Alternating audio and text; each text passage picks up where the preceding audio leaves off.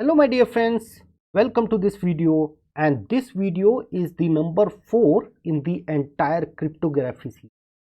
In the earlier videos we have spoken a lot about the definitions and how the cryptography works and all of this. Now this particular video is going to explain you a little bit more about the history of the entire cryptography. This is very important to understand if you want to really understand cryptography from the core. Because the modern cryptography is also based on few other techniques which we were able to use in the history. For example, substitution cipher. So do not forget to like and share this particular channel. And if you are first timer to this channel, if you don't know me, my name is Manoj Sharma and I am a CISSP instructor. My work is to make things super simple for you and help you pass your certification exam or quench your learning thirst if you are somebody who is a learning enthusiast. With that said, let's dive into the particular thing, and we have very good stuff coming up. And at the end of the video, do let me know how do you like it in the comment box. Initially, when cryptography came in, and it has been there for ages almost, the first cryptography mechanism to secure the particular data from others or the messages from others was symmetric cryptography. And in symmetric, you might have also read about ROT3. So in this, what we used to do, A, B, C, D, E, F, like this, alphabets are going, and we give it a turn for 3 characters. For example, C, D, E, F, G, H, like this it will go. So what we will do in substitution cipher is, we are going to completely change a particular character and bring and replace it with a new character. So A will turn into C, B will turn into D, like this. Okay, that is called as substitution cipher. Okay, substitution cipher is very important because it gives confusion. It actually confuses the attacker, so it provides confusion. Now if we do it this way, when the single alphabet, we are just giving it a twist, let's say 3 turn, 4 turn, 5 turn, we are going to shift the character by this much term and replace. That is called as mono, what we call it as mono cipher, mono substitution cipher.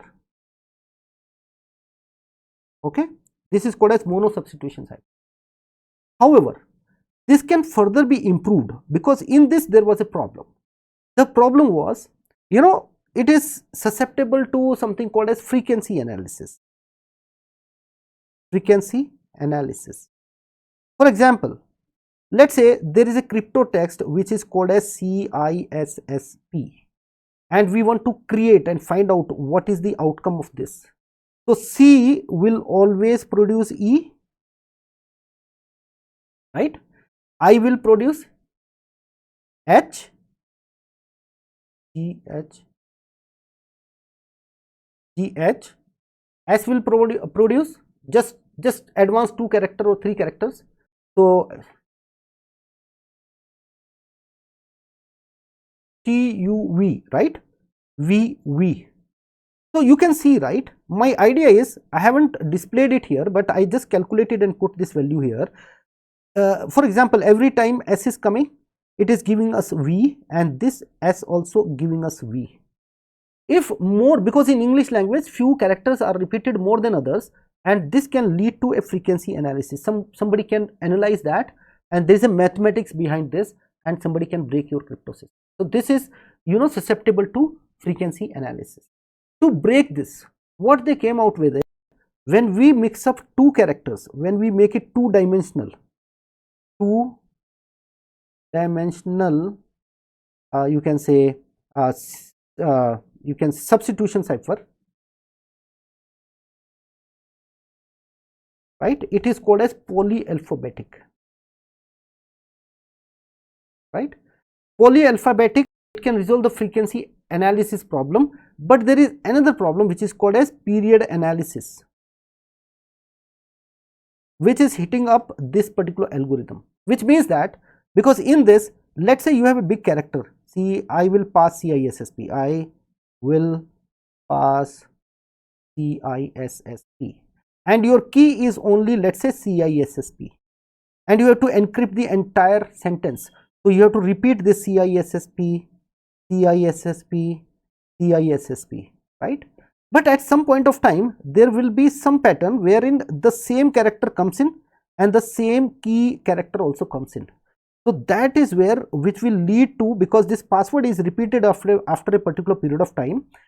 So every time the same character there on the above and the same key character comes in, this will lead to a period analysis. So what you need to remember from a concept perspective is the symmetric, the substitution cipher, mono substitution cipher is actually susceptible to frequency analysis, and the poly substitution cipher is actually susceptible to period analysis. It is also called as Wegener cipher, because you know there are some different terms also they are using in the exam. It is called also as Wegener cipher. You understood about substitution cipher, guys? Now the next thing, after this one, there is another also cryptography also we need to understand, that is called as transposition.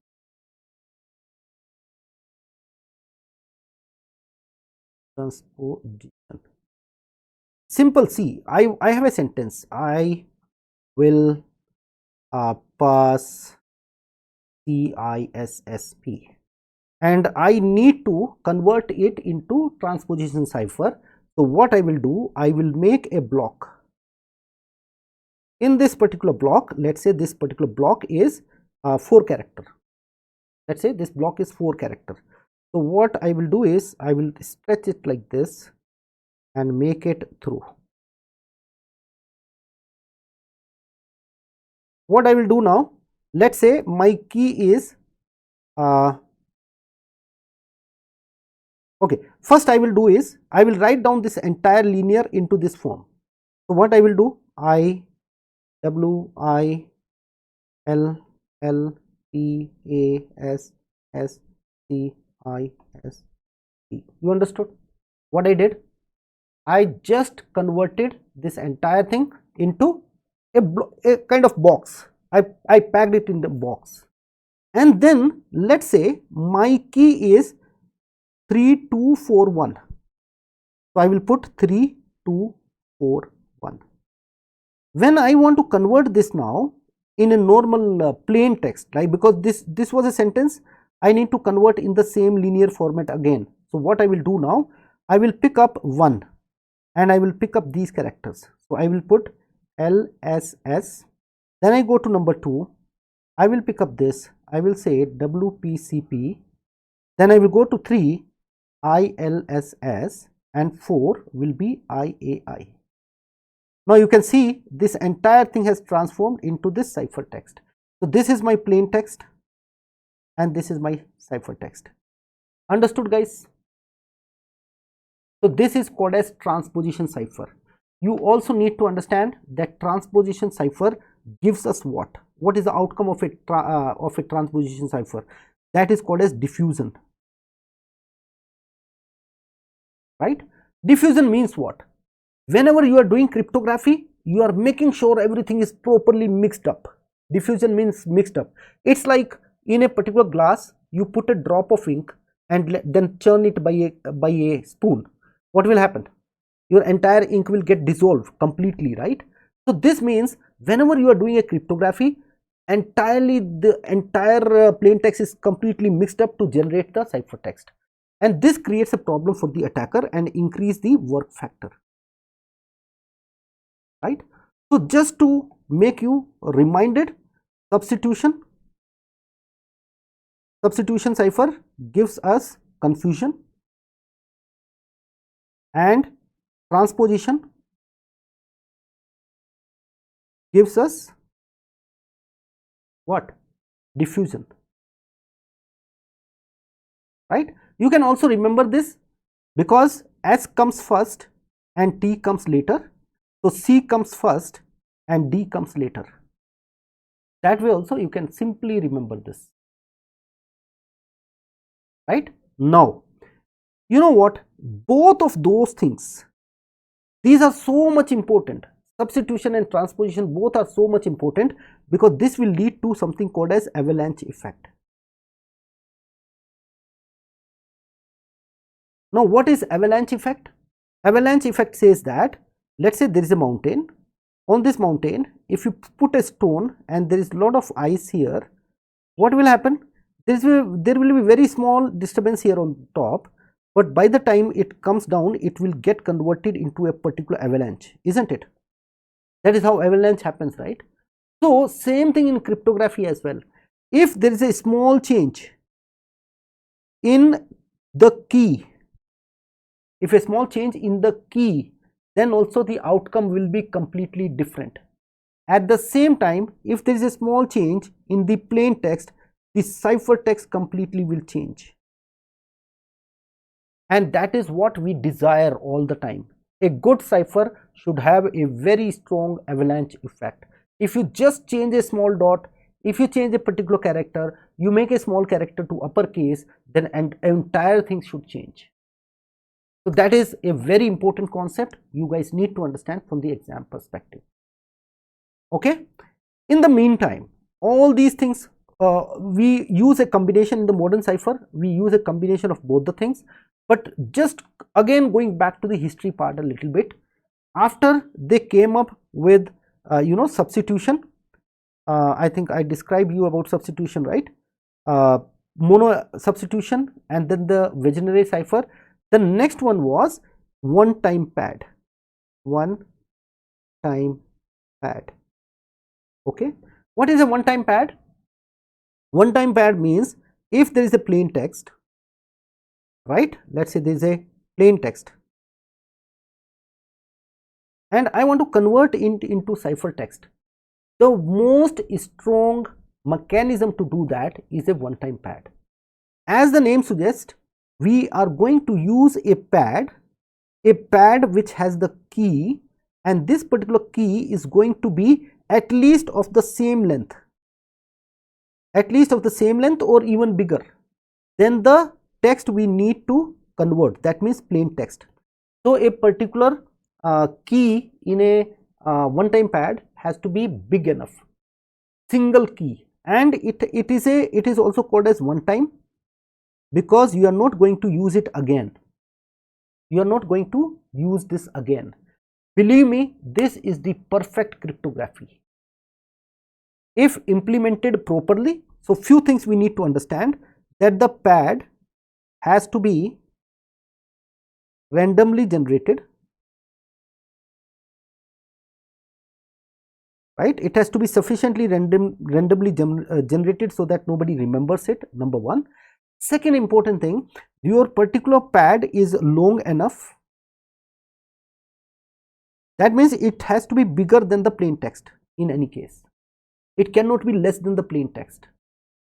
The third important thing is also here, which says that this particular pad has to be securely transmitted on the other side, because the other party also should have one copy of the same one-time pad. Otherwise, how they are going to decrypt it?